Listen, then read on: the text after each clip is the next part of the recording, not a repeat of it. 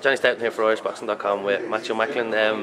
Matthew, just back in the point here now, it sort of seemed to all work out. I think you were indicating on the top table, it kind of worked out that it was delayed. Yeah, no, I think so because look, it's brilliant bringing the big time boxing back to Ireland. Proud to be doing that, and I was excited about boxing in the stadium because you know yourself, the stadiums and the atmosphere-wise, electric, and a lot of tradition with Irish boxing in the stadium.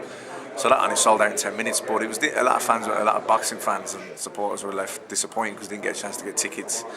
And look, it's a big fight this, you know, the first time the Sky cameras are coming over here to Ireland now. I think since before Hamid, I think before here. So you know, it's probably fitting really that it is at the Point Depot, you know, the Three Arena now it's called. So look, because it has that, it's a big arena for the big time, and this is what this is. So. Does it dawn on you that you're coming back and bringing big time boxing back, like if, maybe not even just giving us these likes of these domestic fights that couldn't be made on undercards and giving other fellas opportunities, but like possibly bringing world titles fights back to Ireland? No, it definitely does. Like I know what it means, you know, and I'm proud to be doing that, and I'm glad to be doing it for myself, but also for Irish boxing and for the lads on the undercard, because you know you need fighters will fight anyone. You know you need money to fight in these fights. With money you need television.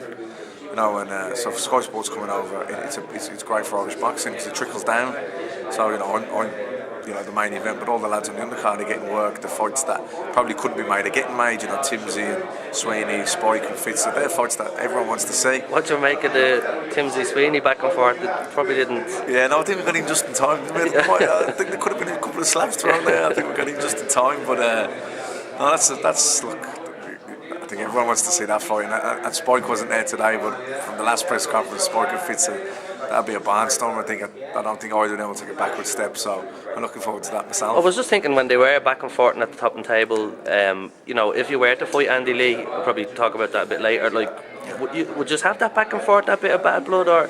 I don't think there's any bad blood. Look, we're rivals. Look, but you never know how things get said. You know, like, I mean, I always got on well with Andy, and like, I'm wishing him the best for Karabov. Like, I mean that. Like, even if he was never to fight me, I hope he goes on. He's a good fella. He's a nice lad, and you know, I respect him as a fighter and as a person. And he's flying the flag for Irish boxing, so I wish him the best. But you know, next thing you start fighting, and you know, you read something where one says, he's no good, or he's a clash, you know, or he's slow, or he can't punch, and people take offence to that, and they come back and say something, and you never know how it escalates. So, look, there's a rivalry there. I don't think there's any bad blood. So, no, I think look at me and Andy fought. I think there'd be a lot of interest, but I'd imagine he'd be respectful enough. And what do you reckon of his chances against Karabov?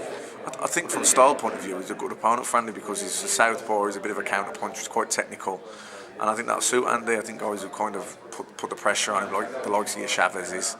They're the ones where he seems to struggle with a bit more, but. I think Karabov's a good fight for him. Tough fight, still Karabov's a good fighter, but certainly not out of the question that he can win it. And a world title win, good for us, good for you.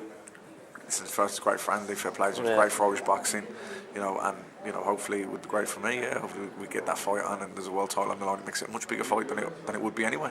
And then just talk about Highland. Have you watched much of him, or you know? I presume you would have been getting prepared for him for. No. No, I was. Yeah, I have. I've watched a good bit of him, and he's very game.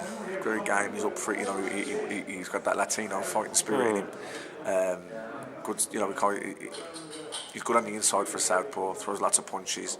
Like I say, whenever you hit him, he wants to come back. Yeah, he's got that kind of fight in him. So he throws a lot of shots. So I'm expecting a high intensity, all action fight really. So in terms of expecting that type of fight, it was good to get the ring rust out. Big time. And even though what that was, you know, I performed below par. But that's sometimes. I remember when I fought Sturm, I had the Ruben Varane fight where I very much underperformed. I probably shouldn't have boxed that night. I was ill, but I underperformed. But then Sturm at the time was probably the performance of my career at that time. So. No, sometimes having not such a great performance going into a big fight, it just highlights everything that you need to work on, and you know, just highlights everything really. So no, look, it was good that it happened, and it's good that the fight the big time boxing come back is at the Three Arena instead of the stadium. No disrespect to the stadium, it's a great venue, but you know, it is the big time boxing, and probably worked out well in the end. There goes my phone. So thanks for talking, Jonny. Thanks.